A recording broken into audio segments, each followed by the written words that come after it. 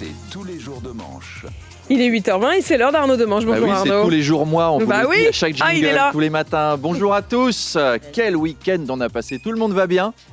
Oui, ça tient. Un week-end très intense. Jean-Marie Le Pen nous a fait une petite frayeur. Vous avez vu? On a failli avoir Michel Drucker comme vainqueur du championnat de France des increvables. Alors, le fondateur du Front National, 94 ans, a été hospitalisé pour un malaise cardiaque. Alors au début, tout le monde était très inquiet parce qu'il est arrivé aux urgences. Docteur, Jean-Marie Le Pen va très mal. Bon, injectez-lui 10 cc d'adrénaline. Ça marche pas, docteur, on est en train de le perdre. Ah, c'est pas vrai, on va employer les grands moyens. Envoyez-lui 10 minutes de marche militaire allemande des années 40. Docteur, le pouls se stabilise. Ça va mieux. Oui, l'immigration, les allocations familiales, la CAF, Ouagadougou, n'est-ce pas? Je me sens tout ragaillardi. Donc voilà, il va mieux. Il a été pris en charge comme n'importe quel Français, c'est-à-dire par 2 infirmières antillaises, une aide-soignante maghrébine, un ambulancier ivoirien et un médecin indien. Et c'est là qu'on voit la conscience professionnelle des soignants. Parce qu'il n'y en a pas un seul sur le lot qui s'est dit cet homme a voulu expulser toute ma famille vers Bamako pendant toute sa vie. Il a mis dans le crâne de millions de gens que j'étais là pour voler les impôts. Là, j'aurais juste à faire semblant de trébucher en me prenant les pieds dans une prise de courant pour que tout soit fini. Eh bien, les soignants sont admirables.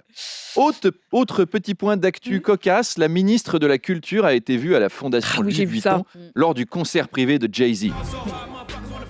C'était vendredi soir, alors elle était avec Hervé Berville, le secrétaire d'État à la mer. Alors, la ministre de la Culture, Jay-Z, pourquoi pas, mais Hervé Berville, déjà personne ne le connaît.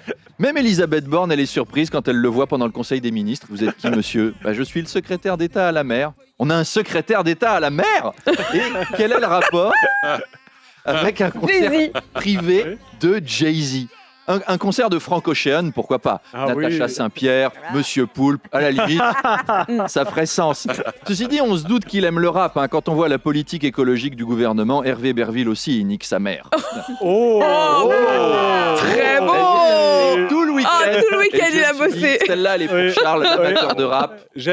Alors Arnaud, ça y est, le Conseil constitutionnel a donc validé la réforme des retraites. La loi a été promulguée. Oui, j'espère que vous n'avez pas oublié de régler vos montres ce week-end. Parce que dans la nuit de vendredi à samedi, le journal officiel a annoncé la promulgation de la réforme. Donc à 3h du matin, au lieu d'être 62 ans, il était 64 ans. Voilà, il va falloir avancer la pendule du four de 2 ans. Le Conseil constitutionnel, donc la planète des sages, a validé la réforme. Les opposants ont espéré jusqu'au bout et puis au final...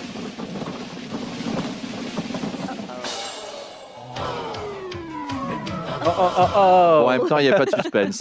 Il y a plus de suspense dans un épisode de Petits secrets entre voisins, le feuilleton préféré d'Apolline, où Sandrine, épouse modèle de 42 ans, soupçonne son mari Jean-Luc de lui mentir sur sa relation avec la nouvelle prof de piano de leur fille.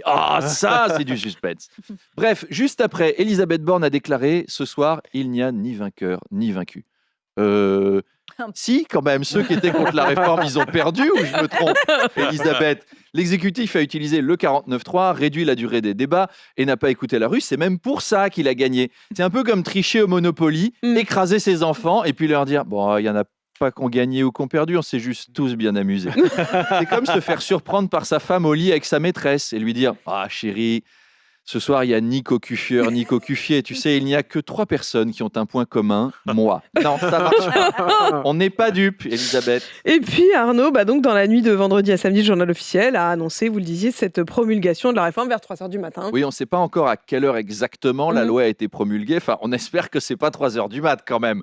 Qui fait ça? Qui promulgue des lois à 3h du matin? C'est pas 1 heure pour faire ça. C'est même pas 1 heure pour prendre n'importe quelle décision. Croyez-moi, Pierre Palmade doit regretter aujourd'hui un certain nombre de décisions qu'il a prises à 3h du matin. Si ça se trouve, Macron était en boîte de nuit, avec sa cravate autour de la tête. Il était bourré et aigri, comme Alain Chabat dans La Cité de la Peur. Tu me remets un Morito? Qu'est-ce qui m'emmerde les Français à pas vouloir ma loi? Je leur ai fait le quoi qu'il en coûte, moi, aux Français. Et ils préfèrent qui? Les syndicats? Laurent Berger, je pose la question.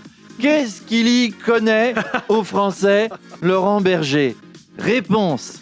Rien. Il y connaît rien. Et Les gilets jaunes, je les ai baisés. Les soignants, je les ai baisés. Le prince Patrice de Moldavie, je l'ai baisé. Il était bourré. N'empêche, je l'ai quand même baisé. Et les Français, messieurs, dames, les Français, pas le droit de les baiser? Eh ben attends, je vais lui promulguer sa loi tout de suite à ce connard. J'en ai rien à foutre. Je le fais. Allez hop. Allez, dans ton cul, la CFDT. Ouais, tournée générale, c'est pour moi. Hey, salut, Mamadou.